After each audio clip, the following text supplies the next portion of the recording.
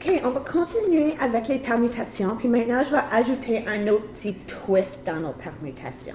Donc, disons que ici, j'avais 5 jetons. Okay? Puis si on remarque, 2 des jetons sont les mêmes et 3 des jetons sont les mêmes. Donc, dans le passé, si je voulais savoir de combien de différentes façons je pourrais placer ces 5 jetons, je pourrais faire 5 factoriels. 5 fois 4 fois 3 fois 2 fois 1. Mais maintenant, on a un problème parce qu'on a des jetons qui sont les mêmes. Donc, disons que je prenais les 2 jetons des 2 bouts et je les échangerais. Est-ce que ma rangée a changé ou est-ce qu'elle est la même?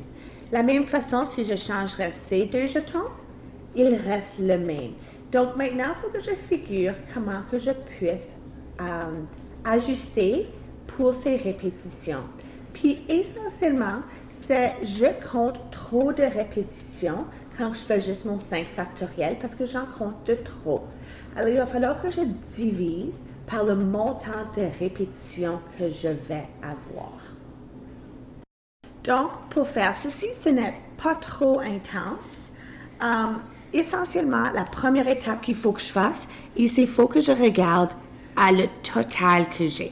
Alors, c'est quoi le montant total de tous les objets que je vais faire? Donc, ici, j'aurai 3, 4, 5, 6, 7. Donc, j'en ai 7. Puis ça va être ton total au factoriel. Okay. Après, je veux diviser par chaque répétition au factoriel. Donc, si je vais ici, j'ai 3 bols blancs. Je vais diviser par 3 factoriels. Un bol rouge, un bol vert, un bol jaune, un bol bleu. Aucune autre répétition. Et je vais à mon Desmos pour le figurer. Me voilà à Desmos. Donc, je vais juste faire 7 factoriels divisé par 3 factoriels. Et j'ai comme solution 840, comme que je le vois ici dans la boîte.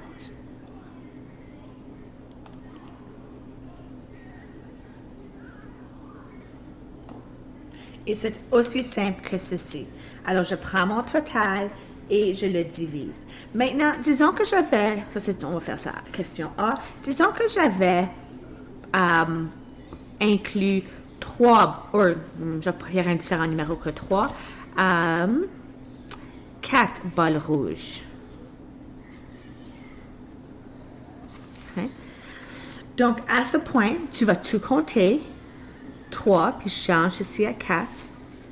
7, 8, 9, 10. Donc, mon total est 10 factoriels. J'ai 3 blancs factoriels ainsi que 4 rouges factoriels. Donc, je retourne maintenant dans mon Desmos.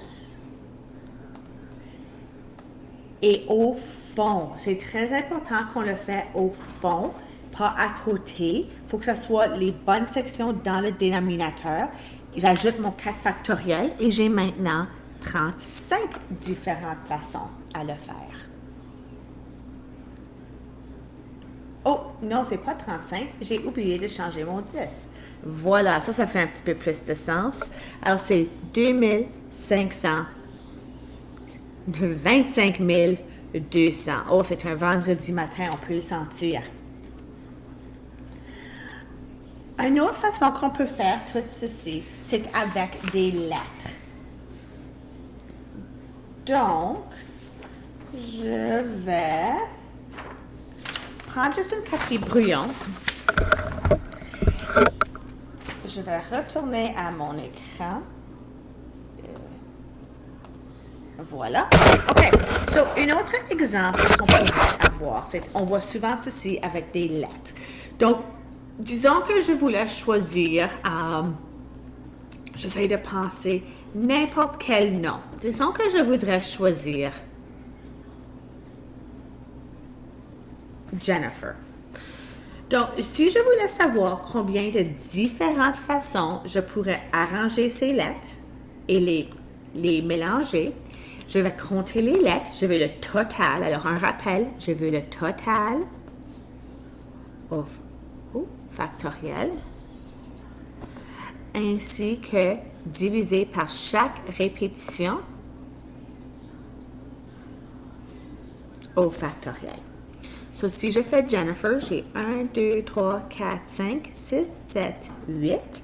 So, j'ai 8 lettres en haut, factoriel, diviser mes répétitions. J'ai un J, j'ai 2 E, so 2 factoriel, 2 N, 1 I, 1 F, j'ai déjà compté les E, j'ai un R.